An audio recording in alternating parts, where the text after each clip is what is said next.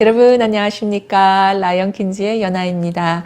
오늘은 왜 결혼하고 다른 남자랑 자면 안 돼? 라는 제목으로 여러분들과 한번 이야기를 해보고자 합니다. 대부분의 여성들은 자신의 미래의 배우자를 찾을 때 bigger and better deal, 즉 BBD를 따진다고 이야기합니다. 그것은 더 크고 더 좋은 물고기를 찾으려고 한다라는 뜻인데요. 여성들이 이러한 그 BBD를 반영하듯이 드라마에서는 그렇게 삼각, 사각 관계가 나오는지도 모르겠습니다.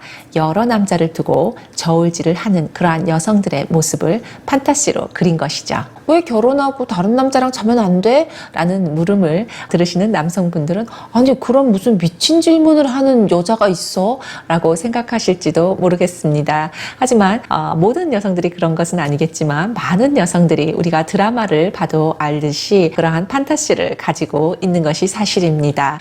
또한 그런 질문을 하는 여자를 누가 참아주겠느냐라고 생각하는 남성분들도 있을 수 있겠지만 의외로 남성들이 여성들을 놓고 저울질을 할 때는 그러한 주장과 질문을 하는 여친들을 참아주는 경우가 많지요. 또한 주변에는 남편과 결혼을 하고 아이를 낳고 나서도 아이돌의 사진을 가슴속에 품고 다니면서 내 남친 하면서 사진에다 뽀뽀도 하고 냉장고에다가 이렇게 내 남친이라고 사진을 붙이는 부인을 보면서 허허허 웃으시는 남편분들이 의외로 꽤 많으시더라고요. 그건 그냥 사진이니까 그렇죠 라고 말씀하시는 남성분들도 있으시겠지만 여성들이 결혼을 하고 나서도 더 크고 더 좋은 물고기를 찾는 그 심리는 없어지지 않는다는 것을 대변해 볼 수 있다라고 생각을 합니다. 사실 왜 결혼하고 다른 남자랑 자면 안 돼? 라는 이 질문은 내가 경제활동을 하고 내가 능력이 되니까 내가 여러 남자를 거느리면서 사는 게 뭐가 나빠? 라고 묻는 질문과 비슷합니다. 이것은 즉 가모장제도죠. 페미들도 아주 가모장제도를 사랑합니다. 가모장이라면 밥상 한번 엎어줘야죠 라고 정눈꽃 씨가 페미 유튜버를 할 때 그러한 말을 했죠. 조금 됐지만 가숙 씨는 이러한 얘기를 합니다. 좀 더 젊고 잘생긴 남자랑 살아보는 게 좋지 않겠느냐. 남자는 자고로 조신하게 살림하는 남자가 최고다 라고 이야기를 하면서 일부 다처제를 노리는 가모장숙이다 이렇게 얘기를 하네요. 그러면서 다른 프로그램에서 나와서는 젊은 잘생긴 남자에게는 눈짓을 주면서 우리 띠동갑이에요 라고 이야기를 하는 모습을 볼 수 있습니다. 물론 이것은 방송이니까 코미디가 섞인 부분이 있겠지요. 하지만 여기에서도 볼 수 있듯이 마치 가모장이라는 것은 연하 남자와 여왕처럼 떠받들여지면서 사는 것인 것처럼 가모장 쑥씨는 이야기를 합니다. 자, 이 말을 여기까지 들으시면서 남성분들이 어떻게 느끼실지는 잠깐 보류하도록 하겠습니다. 그렇다면 정말 페미들이 말하는 것처럼 가부장 제도는 여성들을 국가의 자궁으로 만들고 가정의 자궁으로 만들었으며 또한 남성들의 권력을 유지시켜주는 온상지기 때문에 아주 악한 제도이기 때문에 무너뜨려지고 없어져야 하는 제도일까요?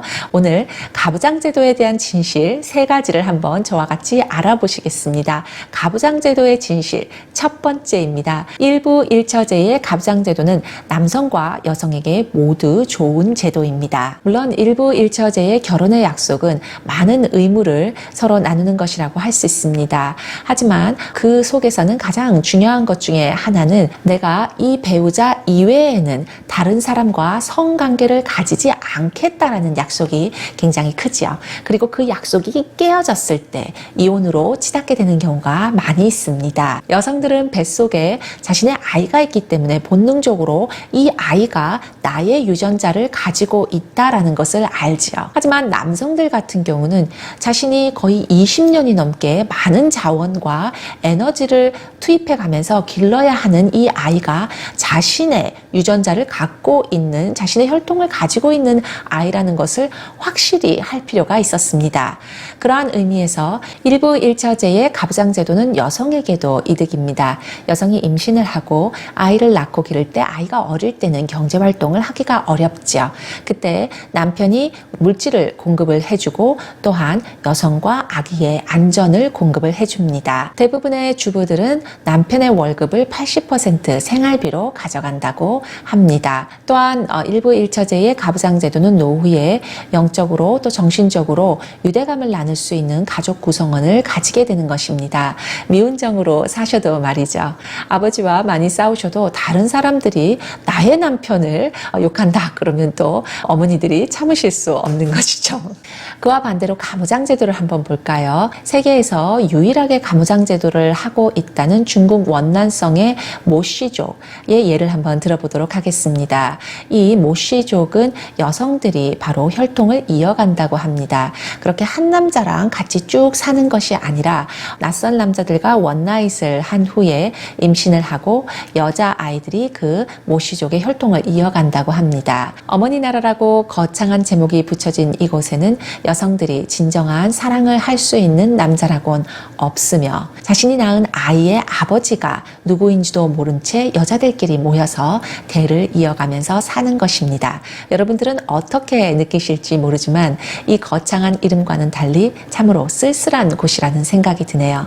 또한 이마저도 중국이 점점 현대화되면서 점점 이 가무장제도도 파괴되고 있다고 합니다. 역사적으로 많은 가정의 형태가 있었죠. 그 중에서 다른 가정의 형태들은 도태되고 또한 종족 번식에 실패하게 됩니다. 지금 가부장제도의 확립은 가장 안정적인 종족 번식의 모델을 내어놓았기 때문입니다. 가부장제도의 진실 두 번째, 일부 일처제의 가부장제도는 아이들에게 가장 좋은 가정의 형태이다 입니다. 만약 결혼한 부인이 다른 남자의 아이를 임신하고 온다면 그 남편은 그 아내가 낳은 아이를 경제적으로 지원하고 에너지를 쏟을 가능성이 더 낮아지게 되지요.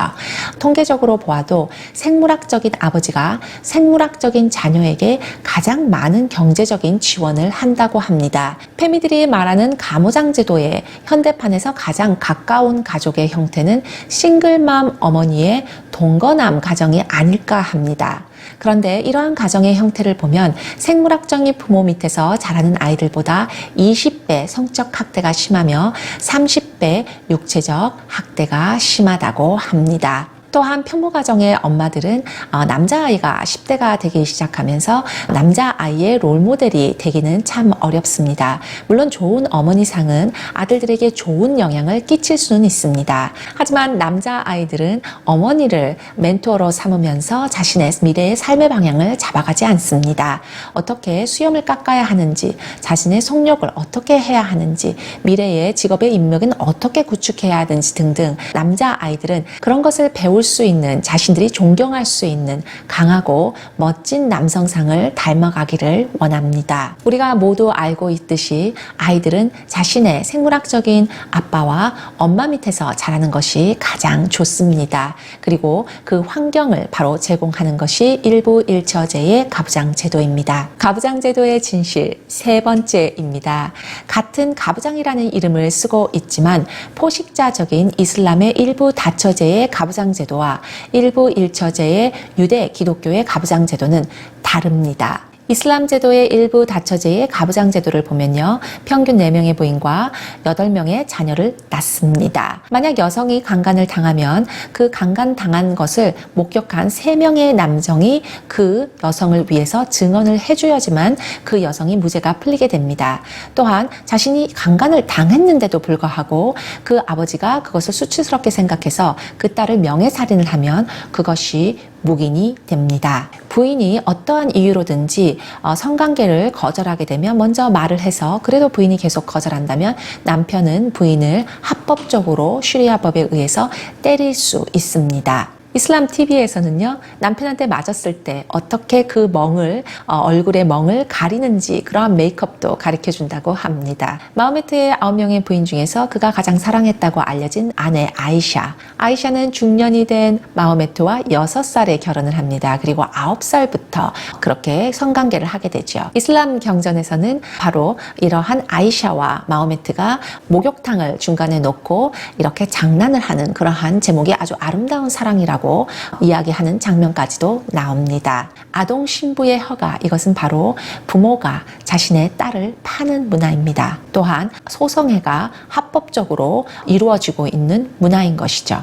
아무리 82년생 김지영이 한국 사회가 남성 우월주의의 사회로서 자신이 억압을 느끼고 차별을 느꼈다고 생각할 수는 있지만 이슬람 여성들이 느끼는 그러한 합법적인 구타와 성노예의 삶과는 비교할 수 없는 것이죠. 그 반면에 유대 기독교의 일부 일처제의 가부장제도는 여성들과 아이들을 보호하는 그러한 문화입니다. 저는 물론 유대 기독교의 일부 일처제를 지키는 남성들이 다 완벽하다고 말하는 것은 아닙니다.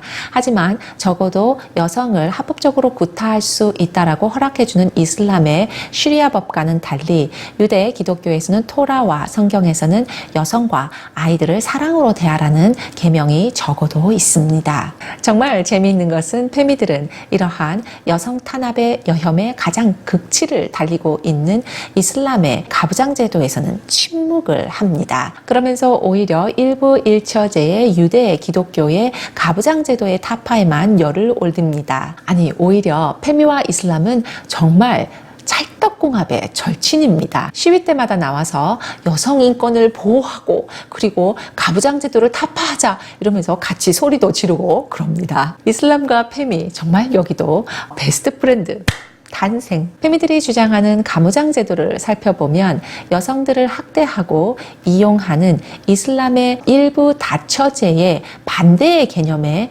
일처 다부제를 생각하는 것 같다는 생각을 합니다. 하지만 과연 일처 다부제를 원하는 여성이 자신이 4명의 남자를 거느릴 수 있는 경제력이 된다 하더라도 그 남편들이 바람을 피지 않게 하기 위해서 이슬람처럼 그 남편들을 구타하고 또한 버카를 입힐 수 있을지는 의문이네요. 가부장이 된다는 것은 특권과 권력의 자리가 아닙니다. 바로 책임이 따르는 자리입니다.